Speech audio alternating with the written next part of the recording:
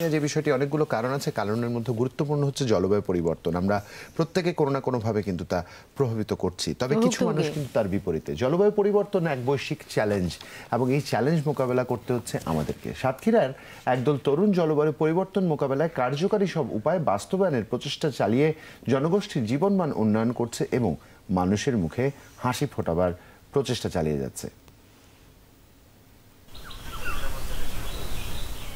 সাতক্ষীরার প্রত্যন্ত এলাকা তালা উপজেলার এই জনপদে রয়েছে নানান প্রতিবন্ধকতা। নিরাপদ সুপেয় খাবার পানির অভাব, স্যানিটেশন ব্যবস্থা পর্যাপ্ত না থাকা, এইসব সমস্যা যেন এই অঞ্চলের মানুষের জীবনের সাথে মিশে আছে।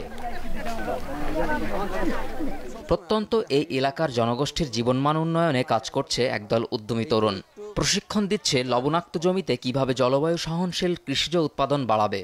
উদ্যমী এই তরুণেরা প্রতিটি শিশুর জন্য একটি করে গাছ নিশ্চিত করার জন্য করছেন বৃক্ষ বিতরণ কর্মসূচি। কাজ করছেন গ্রামীণ জনপদে প্রাণী সম্পদ উদ্যোক্তা তৈরিতেও। তারা এমন কিছু কর্মসূচি হাতে নিয়েছে যেটা একবার অভিনব, নতুন, এবং এই অভিনব কর্মসূচি তারা যদি বাস্তবায়ন করতে পারে তাহলে আমার মনে হয় আমাদের এলাকায় অনেক উপকার হবে। সবাই একযোগে তাদেরকে সাপোর্ট দিতে পারি, তারা এই কাজটি আরও অনেক দূরে এগিয়ে নিয়ে যাবে। সব মিলিয়ে আমাদের এলাকার একটি অভূতপূর্ব উন্নয়ন হবে, এটা আমি বিশ্বাস করি। তরুণদের যে উদ্যোগ একটা বড় রকমের পরিবর্তন আনবে, বিশেষ করে আমাদের খামারিদের ভিতরে। তাদের সচেতনতা যখন বৃদ্ধি পাবে তখন তাদের ভ্যাকসিনেশন কার্যক্রম, পুষ্টির ব্যবস্থাটা আরও জোরদার হবে। সরকারিভাবে আমাদের প্রাণী সম্পদ দপ্তরের পক্ষ থেকে সর্বাত্মক সহযোগিতা তাদের সাথে থাকবে। বিভিন্ন ধরনের সচেতনতামূলক কর্মশালা পরিচালনা করে আসছে। আমি আশা করি যে তারা একটা ইয়াং জেনারেশনের একটা গ্রুপ, তারা কাজটা ভালো করবে এবং পরবর্তীতে তারা যেন আরও ভালো করে সেই প্রত্যাশা রাখছে।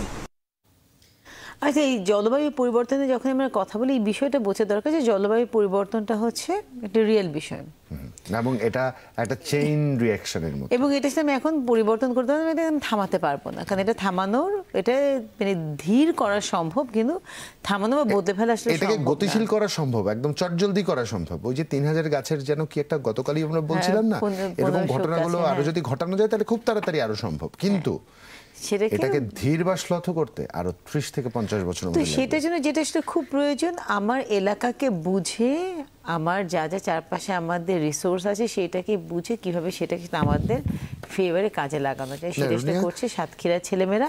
এবং তারা যেহেতু জলবায়ু পরিবর্তনের যে কুফল বা আমরা যদি বলতে পারি যা সমস্যাগুলো আছে সেগুলো যেহেতু তার একদমই নিজের কাছে থেকে দেখা, তো সেই ক্ষেত্রে তাদের জলবায়ু সচেতনতাটা অনেক বেশি জরুরি।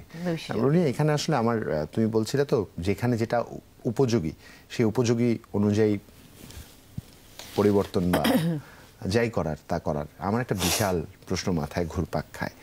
আমাদের এত অভিজ্ঞজন, আমাদের এত যোগ্য বিশ্বমানের নগর পরিকল্পনাবিদ,